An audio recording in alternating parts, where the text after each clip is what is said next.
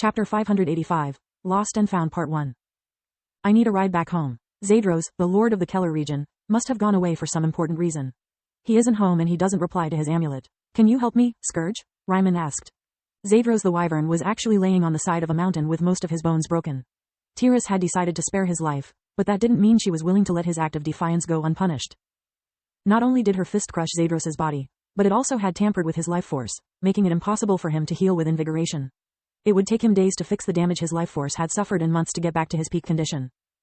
Yes, don't worry, I was going to visit you and Celia anyway, Lith said. The army didn't need their help often, so the three of them spent most of their time relaxing and sharing pointers about magic. Freya had many things to teach them about dimensional magic, whereas Lith had a lot to teach them about everything. How the heck did you learn the basics of all the specializations? Freya had shed blood and sweat to train her 3 specializations. You have your guild, whereas I have no life. Lith shrugged. 3 days later, Lith and Protector left Xantia. Freya was sad to see them go. Protector's kindness reminded her of her father, Orion. It didn't take her long to grow fond of the wise yet socially awkward Emperor Beast. The two of them warped until they reached the nearest mana geyser. Why are we here? I thought we would take a warp gate, Protector asked. Lith didn't reply as Solus changed to her tower form, allowing them to get inside. It's bigger than I remembered it. Protector looked around the familiar yet unknown place.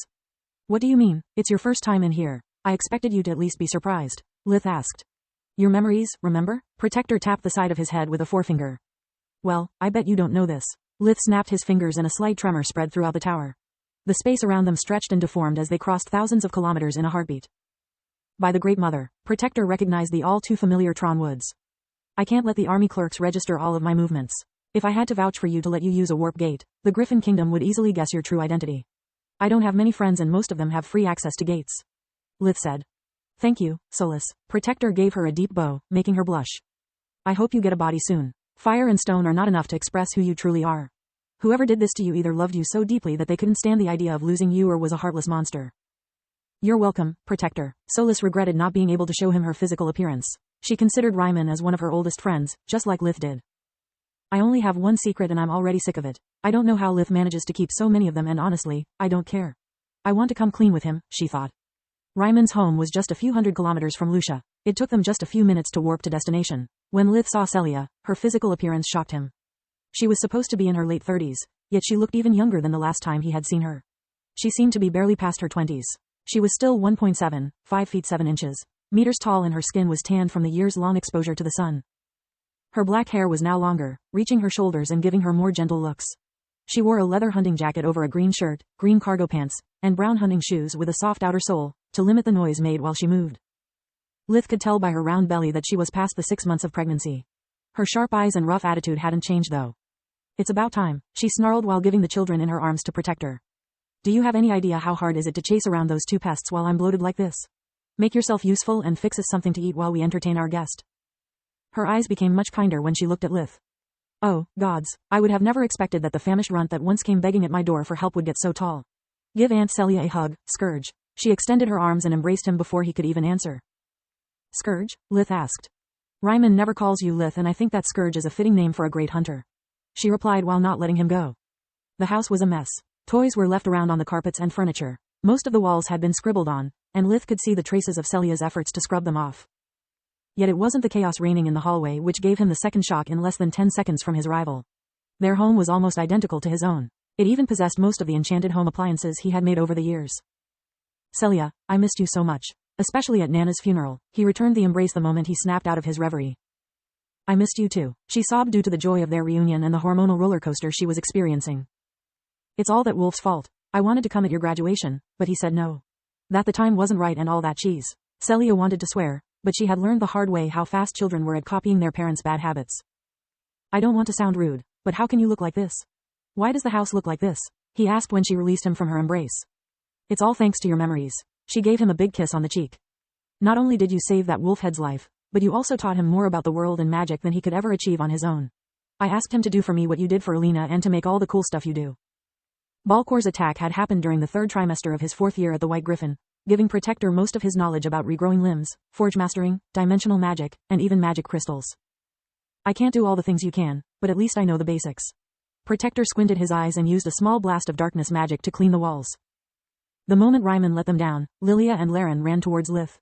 They were respectively 4 and 2 years old, With Ryman's red hair and Celia's sharp eyes, they were the spitting image of their parents. They seemed to be curious about him, but instead of asking questions, they sniffed him for a while before shape-shifting their hands and bare feet into claws to better climb his legs. No claws with the guests. Get down immediately. 186. Lost and Found Part 2. I can believe my memories gave him an edge, but knowing and doing are two different things. Where did you find the mana crystals to make those things? They seem to be made with true magic. Lith projected one of his little brother's favorites fairy tales to keep the children busy. As I already told you, after almost dying by the Valor's hands and receiving your memories, I understood how lacking my magical knowledge was. As soon as Celia and I settled down in our new home, I searched for a teacher. Protector said. Just like humans, beasts too don't spread the secret of awakening unless it's strictly necessary to keep the balance among the races. The law is very strict. You can't even awaken your own children if you aren't willing to put your life on the line for them. What do you mean? Lith had no notion of the social rules among the awakened ones. You are responsible for those you share our secret with. If your disciple breaks any law, you pay the consequences along with them. Since awakened ones have a long life, only after a century the bond between master and apprentice is considered broken. It's never hard to know who gifted who with awakening, since no one gives such a gift freely. Also, when the council captures a criminal, they can be very persuasive. Ryman's words made Lith think that Journey would feel at home in the council. Don't you want to be awakened, Celia? Lith asked. Honestly, I don't know. I prefer a good life to a long one. Not to mention that I should start to study magic and I never had a good relationship with books. I don't know how long Ryman has left to live. To me, outliving both my husband and children is a fate worse than death. She ruffled the kids' hair. They were two little angels now that they had stopped destroying the house and she wasn't forced to chase them around. Unlike humans, however, we don't hide our identity. I found my master, Falul the Hydra, simply by asking the magical beasts of the Distar Marquisate for directions. Convincing her to teach me wasn't easy. A disciple takes a lot of time and effort. Being an awakened isn't enough to be accepted by a master. You have to prove to be reliable, talented and to have an affinity with your future teacher. Because of your influence, I was interested in learning about healing and forge mastering. I had to prove my worth by doing all kinds of jobs for her for almost a year before she took me in. A year? I wouldn't have lasted that long. During that time, I completed half of my studies and I've made a lot of connections within human society. Lith said. An emperor beast wouldn't have taken you anyway. Back then, you were just a human. Even Scarlet considered you a dangerous anomaly. Falul would have probably chased you away, if not worse. Ryman shook his head. Celia was more interested in Lith's light show than in all the talk about awakened and Lith's nature, which made him wonder. To Celia, Lith asked, what did he tell you about me, exactly? After the scare he gave me with Lilia, I gave him only one condition if he wanted us to get back together. I demanded that there wouldn't be any more secrets between us. He told me all about himself, but he only told me about you what he needed for his story to make sense. I'm fine with it and I never pried further. He never shared with me your secrets aside from you being an awakened, how the two of you met, and what you did together. Your parents are almost of my same age. We grew together in Lucia, so there's no chance one of them is an emperor beast. They would have never let one of their children suffer from hunger or illness as Tista did. I'm really curious, but if you don't want to tell, it's fine. Just consider that you are unlikely to find someone as open-minded as me. Celia said, pointing at Ryman. Lith hesitated, not knowing to which one of his two hearts he should listen to. On one hand, he was certain that Celia wouldn't be too shocked if he decided to show her his hybrid form. With an emperor beast for a husband and two little shape-shifting wrecking balls born from their love, she had proven to have an inhuman tolerance for weirdness. Yet they hadn't seen each other in a long time. She had helped him a lot before he entered the White Griffin, but they had never got that close. He had never willingly revealed his hybrid nature elf to anyone except for Floria. Showing it to Celia before then to his family or Camilla, made him feel bad about himself. Thanks for the offer, but I'll pass. For now, Lith said. Celia dismissed the issue with a shrug and fell asleep shortly after. Her body was aptly trained to rest as soon as the kids allowed her to. What kind of jobs did Falul ask you to do? Many things. I had to kill rogue magical beasts, human hunters that kept harming her forest, and sometimes even deal with abominations. It sounds like she was making you do her job for her. Lith said. Mostly, yes. Each task was actually a test to see if I could be trusted with more power. Not all of those she pointed me at deserved to die. Humans are more complex than beasts. They are so gray that most of the time is really hard to tell if they are bad or just desperate. Lith had the impression that Protector was now talking about him. After winter has passed, come find me. I'll introduce Falul to you. She seemed to be very interested in your wormling form and she is an invaluable teacher. Even with your memories, I wouldn't have been able to do any of this without her help. She provided me both the materials and the mana crystals. Protector pointed at all the forge-mastered marvels furnishing his house. What's a wormling? Lith asked. It wasn't the first time he heard that term. A hybrid between one of the draconic species and something else. She thinks you are one of them because of your scales and because you can use dragonfire. Protector replied. I can use what now? Maybe you know them as origin flames. You know, the fire you breathe from your mouth? Not everyone can use them, which makes them special.